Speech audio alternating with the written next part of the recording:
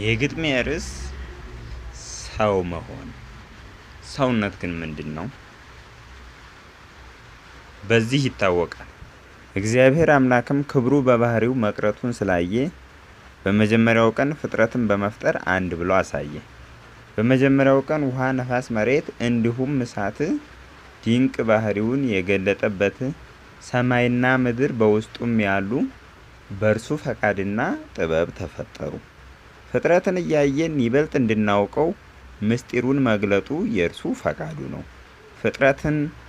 ፍጥረታትን ፈጥሮ በመጨረሻው ቀን በተለየ ግብር እኛን አበጃጀን። ሰውንም ፈጠረው ባሪያው በአምሳሉ። በዚህ ይታወቃል ሰው ክቡር መሆኑ። ሰውነት ምንድን ነው?